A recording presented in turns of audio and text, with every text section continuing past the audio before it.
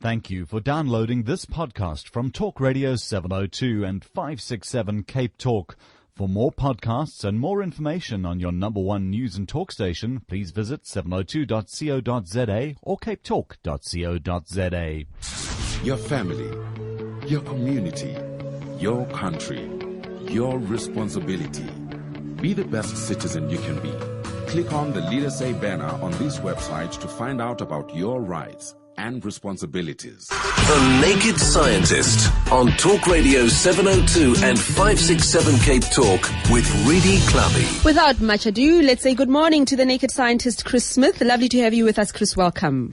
Hi, Reedy. Thank you. Let's start with a question from last week. There's something that you wanted to clarify or respond to from last week.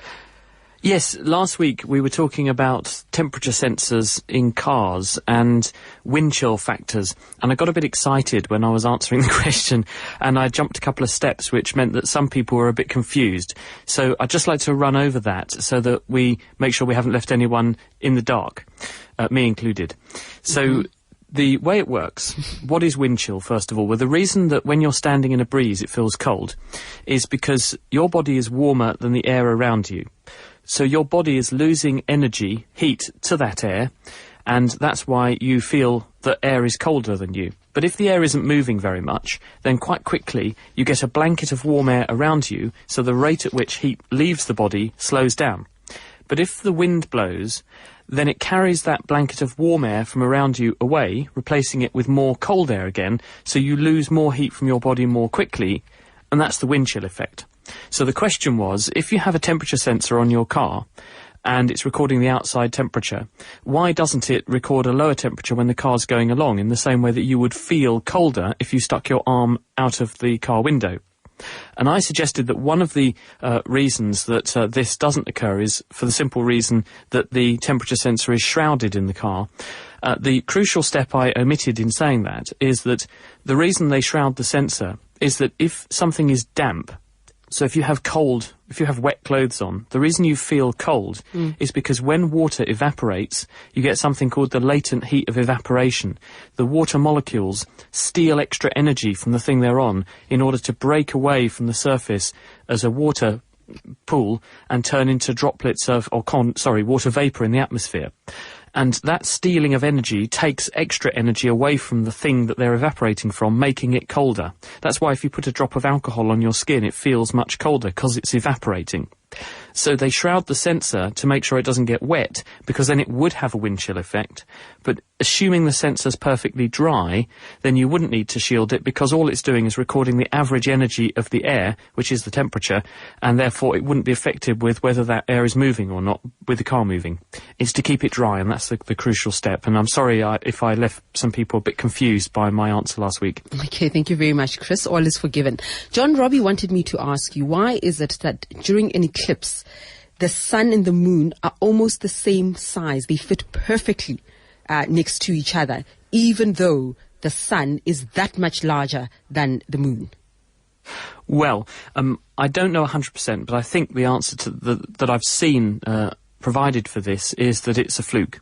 The sun is obviously a long way away, 100 million miles or so off to the sun. The moon is much closer, 350,000 kilometres, and it just so happens that despite the fact that the moon is much, much smaller than the sun, because the moon is relatively closer to the Earth, it's therefore relatively bigger, the sun much further away, therefore relatively smaller, and by fluke, the size or disk of the moon is roughly the same size as the disk of the sun at that distance, and so one overlaps the other. Okay, all right, John, if you're listening, there's your answer. Let's talk about today's stories, food costs of climate change, and I think we should all be paying attention to that. Chris? Yeah, well, it's a big worry, isn't it, when people talk about climate change and they talk about the impact that this may have on rainfall and they talk about the impact on our lives, but very often people don't then say, well, what impact will this have on our ability to grow food? We know that there might be a problem, but no one's actually been able to put any numbers on it until now. And there's a really nice paper this week. It's in the journal Science. It's by David Lebel and his colleagues. He's from Stanford University in California. And what this group have managed to overcome is the big challenge of trying to do a study like this, because in trying to consider the food production or yield rates for various crops around the world over time, you have to disentangle any effects of climate change from other things like technology, mechanization, and things like fertilizer use. So how do you do that? Well, they have built this massive mathematical statistical model. They've fed in data for crop production on wheat, maize, rice and soy all around the world for the last 30 years, and then also taken into account rainfall data and temperature data. And what they can show unequivocally is that in all of these, pretty much all, apart from North America actually, in pretty much all crop growing areas in the world, there's been an inexorable increase, significantly, statistically speaking, in temperature, in crop growing areas, in crop growing seasons, all around the world. And as a consequence of this, the production of wheat is down 5.5% on what it should be, and the production of maize is down 3.5% on what it should be. Rice and soy are just about hanging in the balance at the moment. And that means that we're paying at least 6.5% more for the food in our shopping baskets than we should be, based on if there was no climate change signal. So the point they're making is that this is only in the short term, and it's only over a very modest change in temperatures, about 0.13 degrees C increase per decade. So very small increases in temperature have actually translated into quite a big decrease in crop yield. And in the future, if climate change accelerates, then we could see even more pressure, especially coupled with the fact that the population is rising, only at about 1% per year, which doesn't sound like much, but actually that means the world population will double every 70 years, and consequently we could be facing real big food shortages in the future, or paying much higher prices than we currently are if we don't pay attention to this. It's very clear then climate change, Chris, is really starting to hit our pockets, and maybe when it starts doing that, that's when people will take it seriously, because clearly we're incurring large economic and health costs as a result. Well, the point they make is that the signal has largely been masked, because all around the world, everywhere that people are growing crops, yields are actually going up. And actually, what he says in his paper, David Lebel points out that actually they would be going up a lot more if it weren't for climate change. So although yields are up, they're not going to carry on going up like that forever, because climate change is going to erode those growths in yield until we get to a point where we don't achieve any further increases in yield, but we've still got the world population going up and we've got to feed them. Now, tell me about these tiny creatures called jellyfish. Yeah, well, sometimes you just see a paper which you think, oh, that's a beautiful piece of research. People who live in certain parts of the world will be well acquainted with creatures called box jellyfish. They're absolutely tiny, but in some cases they can actually deliver a lethal sting. But then they're actually planktivorous. They eat plankton, little marine plants, which photosynthesize. They trap the energy from the sun in bright sunny spots in the water. But these jellyfish live in the roots of mangrove trees, in mangrove swamps, so where the plants and trees come down into the water's edge. And if they go too far from the water's edge, there won't be any plankton there for them to eat, so they would starve. So how do they make sure they always stay near to the edge of the coast, where these roots are, where they live? And it turns out that when scientists have studied these things in the past, they have found that they have eyes. Each of the faces of the four sides of this jellyfish box on its bell has got 6 eyes, and 2 of those eyes are actually lensed on each side. They're just like the eyes that you and I have. They have little lenses that can focus light. And so these jellyfish, with their 24 eyes, they must be there for some reason. So what a group of researchers in Copenhagen, University of Copenhagen, this is Anders Garm and his colleagues have done, is to try and work out what those jellyfish are seeing and if it really helps them. So they positioned a camera underwater looking upwards in the same orientation as the jellyfish's eyes would be, and took photographs of the skyline above where the jellyfish live. And they found that because of the reason that water bends light when it goes into it, this is called refraction, the jellyfish eye would actually have a 180-degree field of view of the world. And they then said, well, over what sorts of distances could they see stuff? And so they made some pictures of the outline of the canopy of the trees above where the jellyfish live. And they realised that at distances up to 8 metres away, the jellyfish's eyes would be good enough to resolve the difference between the sky and the tree line. And so they hypothesised that perhaps the jellyfish were using the outline of the trees as a visual cue to find their way back to the beach where they live. And so then they did a really cunning experiment where they built this little floating tank, put some jellyfish in, and moved the tank at different distances out from the side of the coast from 0 to 8 metres away, and they watched where the jellyfish swam.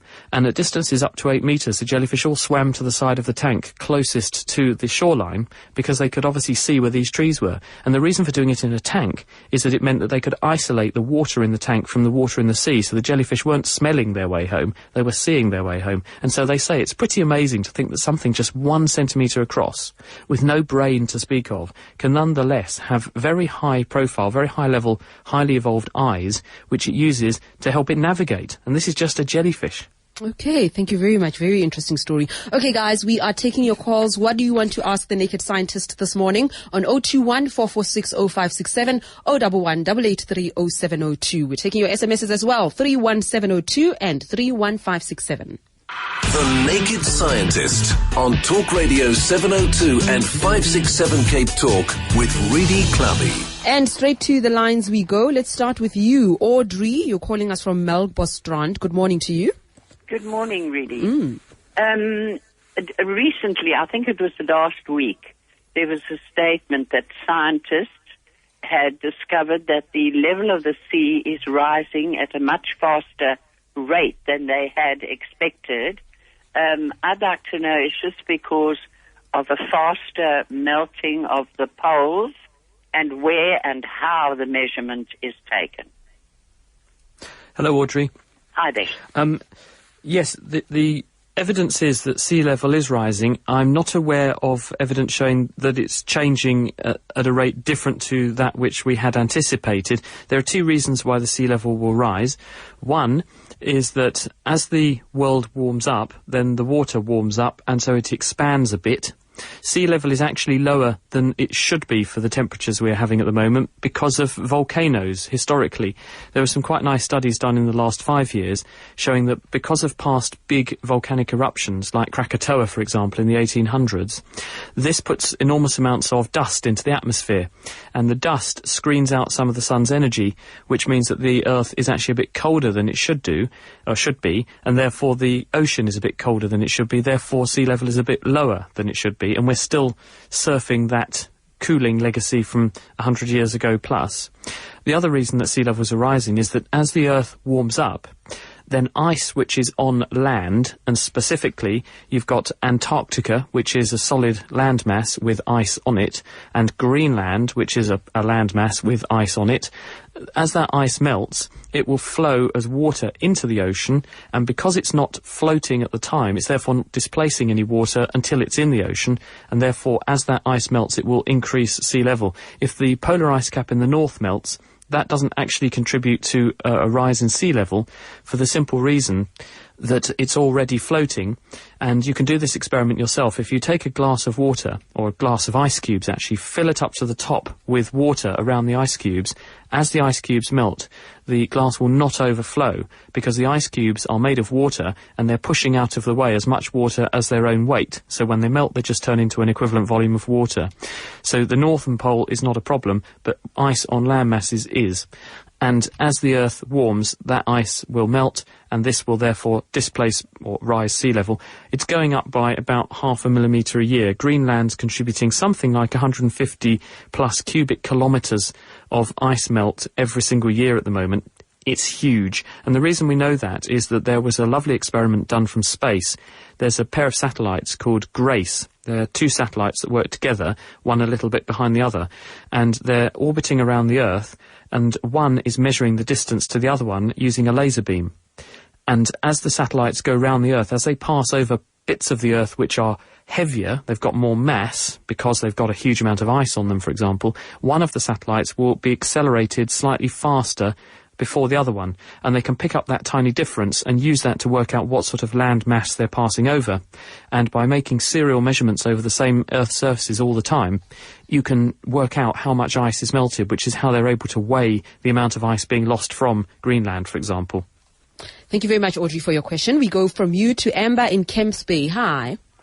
Hi, just a quick question with regard to organ donation. Does it make a difference if you say a female and you're donating a heart to a male? I mean, does it, female that's a hormones, very nice one. that kind of thing? I like Thank you. I'll listen on the radio. Thank you, Amber. Hello, Amber. When people are matching organs, what they're matching up are what are called the major histocompatibility complexes, the MHC molecules. These are special molecules that cells use to tell the immune system who they belong to. And when a cell is active, it presents on its surface in the context of these special molecules. They're a bit like a hand held aloft, displaying something, these molecules. They tell the immune system, look, this is what I'm doing inside my cell, and then cells from the immune system come along and they inspect those markers, and they see if they match up with what the body recognises as part of itself, and if it doesn't agree, then they presume that that cell is a foreign invader, a bacterium, a cell pretending to be part of us, or a virally infected cell, and those cells are attacked and destroyed in a number of ways. Antibodies can lock onto these cells and damage them, and there are cytotoxic, cell-killing T cells, lymphocytes, which will also do that. So when a person has an organ transplant, the transplant team will match up as closely as they can the markers, these chemical tags on the surfaces of cells between individuals. But actually you can do that for a man and a woman, because the genes which tell us whether we're male or female are not linked to whether we're male or female. So you can have a man's heart going into a lady, or a man's liver going into a lady, and vice versa. There are some exceptions, though, which is that men are generally bigger than women, and vice versa, and so you need to get an organ which will A, fit, and B, be metabolically up to handling a bigger or smaller body. So you couldn't put a gigantic liver into a tiny lady, or if you put a lady's smaller heart into a massive hulk of a man, that heart would really struggle to provide what was the output necessary for sustaining such a big body. So it doesn't just come down to matching biochemically. There are also important physiological points to bear in mind too. But in theory, there's not a problem with going between sexes like that. Let's go to Jabu in Lone Hill. Hi there, Jabu. Hi, Jabu. And hi, Rudy and the doctor. I just want to find out, if the motorbike is in motion, it doesn't fall, as opposed to when it's in static, it's not in motion. Just want to understand the physical, the scientific explanation for that. So a motorbike not falling when in motion, but when stationary it falls off. Okay. Hi, Jabu. Interestingly, this was the subject of a paper in the journal Science in the last 2 or 3 weeks, where researchers in Germany built a bike which was designed to test some of these theories as to why bikes stay up. There are two prevailing theories. One is that the wheels, when they go round, have a gyroscopic balancing effect.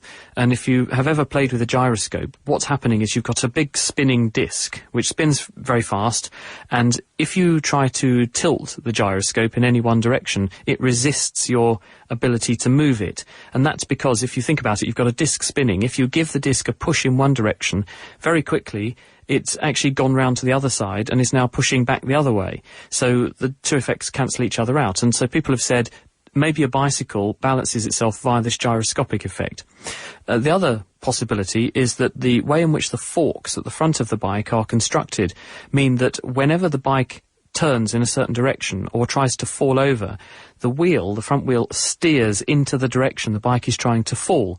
And it's a bit like if you balance, say, a big long broom handle on the palm of your hand, you can keep the broom handle vertical by moving your hand underneath the broom handle, so your hand is always moving towards the direction the broom handle is trying to fall, and this keeps it balanced, and that's sort of what the bike is doing. What the researchers in Germany found is that by building a bike in which they had two wheels, one above the other on each side, with one wheel rotating the opposite direction to the one below it, but only the one below it in contact with the floor, they could therefore cancel out the gyroscopic effect, and their bicycle went in a straight line beautifully. So the gyroscope effect is probably not much of a consequence for bike stability. It's much more likely it's to do with how you construct and craft those forks at the front, which make sure that the bike steers itself into its direction of fall in order to keep itself stable. But to a certain extent, there are still some unknowns there, and we just don't know how it is we can ride a bike. Last question from Flora in an SMS. She wants to know, please ask the Naked Scientist what causes epilepsy, what's going on in the brain. When you have epilepsy, you have groups of nerve cells in a region of the brain which is known as the epileptic focus, which display abnormal electrical activity. So the brain is an electrical organ. Nerve cells talk to each other by firing off electrical impulses, which then send messages from one nerve cell to the other. And normally the activity of these nerve cells is kept in check, so they only fire in a certain discrete pattern. But when people develop epilepsy, and this can occur because of, say, pressure on nerve cells caused by a tumour, or damage to nerve cells caused by lack of oxygen, or an injury to the brain caused by, say, trauma from a car accident or an object falling onto the head. If nerve cells are injured, they can begin to manifest these abnormal patterns of electrical activity. And sometimes you can get these patterns of activity building up. And it's a bit like if you waft your hand backwards and forwards in your bath at the right rate, you can get the water sloshing backwards and forwards in the bath in such a way that the waves build up and build up and build up and then splosh onto the floor.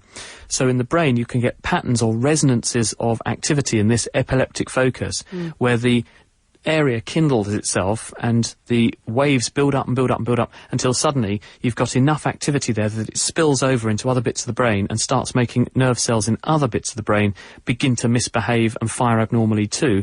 This can then spread across the whole brain. It makes the person lose consciousness.